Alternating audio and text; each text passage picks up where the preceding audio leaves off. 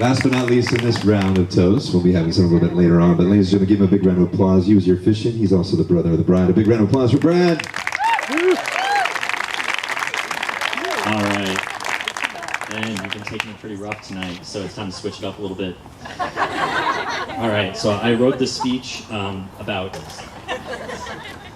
I talked a little bit about the ceremony, or during the ceremony, about how Ben and Kelsey are products of their environment. And so in keeping with that theme, I'd like to, kind of describe Kelsey's environment growing up so you can understand why she is, the way she is. Anyway, so Kelsey and I have always been close, as I think a lot of you know, from the time she was born. Our birthdays are only 3 days apart, and so I've been told. I asked my parents on the day, and I don't remember that at all. But here's what I do remember. I remember Kelsey being a really, really, really stubborn kid. Let me highlight some stories from her early years, okay? I remember being at grandma's house. I don't know for what, some family gathering. I remember Kelsey mouthing off to grandma. And I remember mom looking at Kelsey and going, "Are you gonna apologize?" And she looks at her with this look of indignation and she goes, "I'm thinking about it." I don't know, you must have been like, 4 or 5, something like that. It didn't get any better with age at all, at all. I remember being in middle school and even into high school, and I'd be sitting in my room trying to get some work done. I'd hear muffled voices, from the kitchen. And about 10 minutes later, Dad storms in. He goes, "I can't handle this anymore. You go deal with it." Walk back outside, sit down with Kelsey. "What's going on?" "I need help with my homework." Sit down, go through the problem. And at the very end, I'm like, "Well, here's the solution." She goes, "That's not right." I'm like, "What do you mean that's not right?" She's like, "That's not right. That's not what my teacher told me." It's like, "Kelsey, then your teacher's wrong." This went on for, a long time. Years and years and years. So I'll stop bagging on her a little bit. I'm going to tell some stories that put her in maybe a little bit better light. I don't know how many of, the younger people here maybe played Nerf Wars when you were a kid. Did you guys ever have Nerf guns? All right, yeah, those were awesome. For those of you who don't know, there were these little toy pneumatic guns. You pulled the little stick back and back and it would shoot this little dart.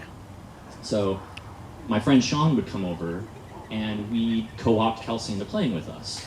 And the way we played, normally the way people play is that they dole these things out and people shoot at each other till someone gets tired or they run out of energy or get hurt, I guess. But we'd give Kelsey the weakest gun. We'd take all the rest for ourselves. One person would climb up on top of the motorhome in front of the house, and then the other person would lure Kelsey out in front. And then as she ran by the motorhome, whoever was on top would just shoot at her with everything they had.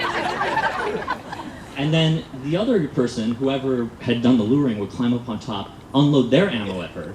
And that's not the end of the story. The best part about this is Kelsey wanted to play with us so much that we would be too lazy to go down and get the ammo, so we'd make her throw it all back up to her. And we just keep doing this over and over again until we got bored and went off and did something else. No, she's a good sport. I hear some groaning, but no, this is good. Kelsey was always a great sport. I've given her a really hard time over the years. I'll tell one more story and then we'll let her off easy. So my senior year, Kelsey and I are 4 years apart in age, but 3 years apart in school. So my senior year of high school, I was 18. She's a freshman, I'm a senior. What happens when you've already been accepted to school and you're 18 years old? You've written everything off. So I found out that as an 18-year-old senior, you could sign yourself out of class. You didn't need your parents' signature.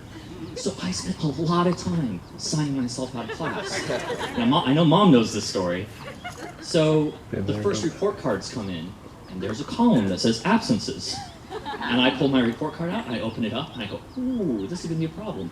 And I bring it into Kelsey, and I go, "Kelsey, look at this." And she goes, "You're screwed. Mom and Dad are gonna roast you." And I'm like, "Kelsey, here's what we're gonna do." And she's like, "What do you mean we?" And I'm like, "All right, we're going to hide our report cards, and we're going to pretend that the school forgot to send them." And she goes, "Mom's a teacher, she's going to figure this out." And I'm like, "Don't worry, I got this covered." I don't know if she thought or what she thought I was going to do. I never came up with any backup plan.